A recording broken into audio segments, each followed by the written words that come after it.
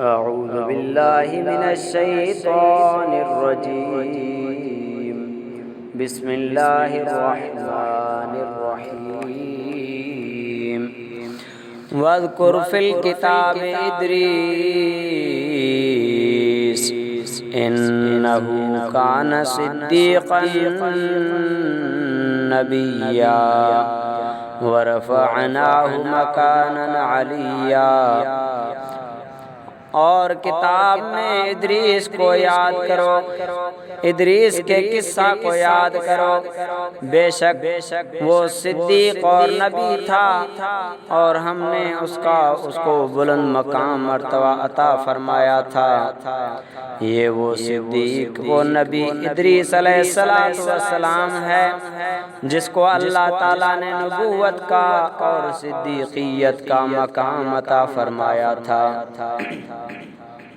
یہ وہ ادریس علیہ السلام ہے جس کو اللہ تعالیٰ نے حضرت آدم علیہ السلام اور حضرت شیس علیہ السلام کے بعد سب سے پہلا نبی بنایا تھا۔ یہ وہ ادریس علیہ السلام ہے جس کو اللہ نے قلم کے ساتھ لکھنے کا فن عطا فرمایا تھا۔ یہ وہ ادریس علیہ السلام ہے جس کو اللہ نے مصر کے شہر منف میں پیدا فرمایا۔ حضرت ادریس علیہ السلام کو اللہ نے جو لقب عطا فرمایا ان کو ہرموز کہا جاتا تھا۔ ہرموز مانا تجربے کار اور مضبوط رائے والا، مضبوط مشورہ دینے والا۔ اللہ تعالیٰ نے حضرت ادریس علیہ السلام کی طرف وہی فرمائی کہ اے ادریس، ہم آپ کو آپ کے نام اعمال میں ہر روز تمام بنی آدم کے اعمال کے برابر نیکیوں کا اضافہ فرماتے رہیں گے۔ کیا فرمایا؟ کہ ہر روز تمام بنی آدم جتنی نیکیاں کریں گے ہم اتنی نیکیاں آپ کے نام اعمال میں بڑھاتے رہیں گے۔ یہ شاید اس وقت کے جو بھی انسان بنی آدم تھے ان کے اعمال کے برابر ہر روز ادریس علیہ السلام کو اعمال ملتے تھے، ثواب نیکیاں ملتی تھی۔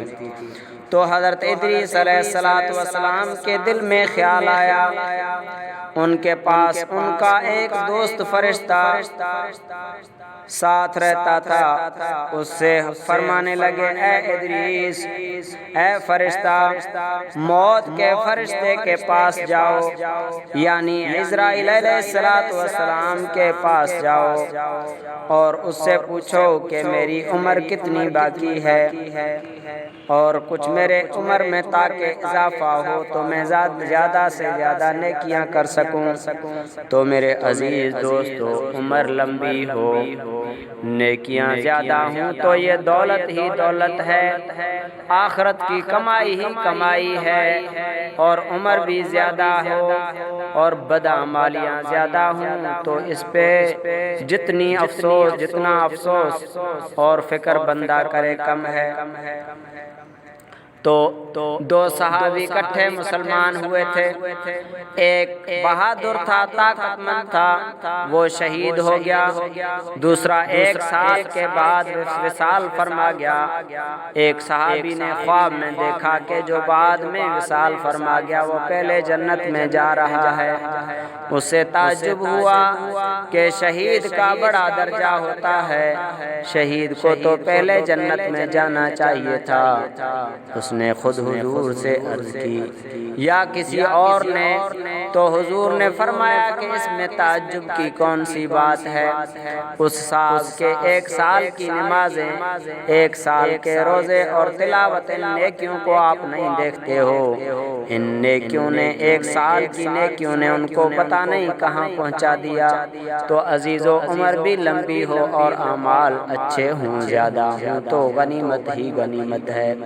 عمر بھی لمبی ہو لیکن غفلت والی ہو، پھر اس پہ تعجب اور افسوس کیا جائے گا، پھر لوٹنے کی دنیا میں خواہش ظاہر کی جائے گی اور کہا جائے گا کہ کاش میں مر کے ختم ہو جاتا، میں پیدا ہی نہ ہوتا، میں بالکل مجھے بھلا دیا جاتا، نہ میرا اعمال مجھے کام آئے، نہ مجھے میری سلطنت کام آئی، اور افسوس کرتا ہوا اپنی انگلیوں کو کھائے گا، ہاتھ کو کھائے گا، دوستوں پہ ملامت کرے گا کہ کاش میں فلاں کو دوست بھی نہ بناتا۔ تو میرے عزیزوں، اس سے بہتر ہے کہ ہم اپنی زندگی سے فائدہ لیں، اس سے نیک کاموں میں استعمال کریں۔ تو فرشتے نے حضرت ادریس علیہ السلام کو اپنے پروں پر اٹھایا اور چوتھے آسمان پر پہنچے۔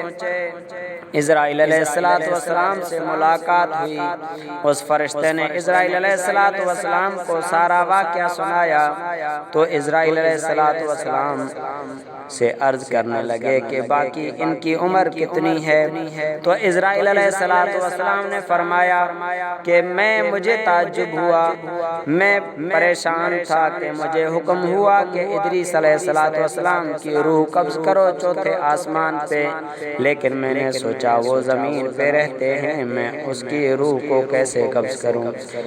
تو اب مجھے بتاؤ کہ وہ کہاں ہیں؟ تو فرشتے نے کہا میرے پروں کے اوپر ہیں۔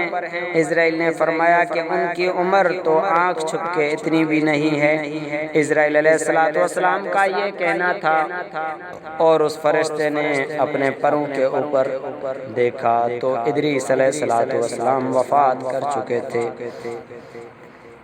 اور میرے نبی صلی اللہ علیہ وسلم نے معراج کی شب حضرت ادریس علیہ السلام سے چوتھے آسمان پہ ملاقات بھی کی تھی۔ تو میرے عزیز دوستو، اس زندگی کا کوئی بھروسہ نہیں۔ لَقَدْ كَانَ لَكُمْ فِي قَصَصِهِمْ عِبْرَةٌ لِأُولِي الْأَبْصَارِ۔ اللہ فرماتے ہیں کہ قرآن کے میں جتنے واقعات ہیں ان میں عقل مندوں کے لیے نشانیاں ہیں، تو ہمارے لیے اس واقعے میں نشانی ہے کہ زندگی ایک خواب کی طرح ہے۔ جب زندگی پوری ہوتی ہے، عمر پوری ہوتی ہے، تو ایک لمحے کے لیے مہلت نہیں دیتے فرشتے کے ہاتھ میں نہیں اللہ کا حکم ہوتا ہے، فرشتہ خود مامور ہیں، ان کو جو حکم ہوتا ہے وَيَفْعَلُونَ مَا يُؤْمَرُونَ، جیسے جہنم کے فرشتوں کے بارے میں کہا گیا کہ ان کو جو حکم ہوتا ہے وہ کرتے ہیں۔ تو اسرائیل علیہ السلام کو جب حکم ہوگا، جہاں حکم ہوگا، جس حالت میں حکم ہوگا، اسی حالت میں ہماری روح بھی قبض کریں گے۔ اس لیے اپنے آپ کو مساجد سے جوڑے رکھیں، اللہ کی عبادت کرتے رہیں کہ کبھی نماز کی حالت میں موت آ جائے، تلاوت اور ذکر و فکر کی حالت میں موت آ جائے تو بہت غنیمت ہے، اللہ غفلت کی موت سے بچائے۔ السلام علیکم ورحمۃ اللہ وبرکاتہ۔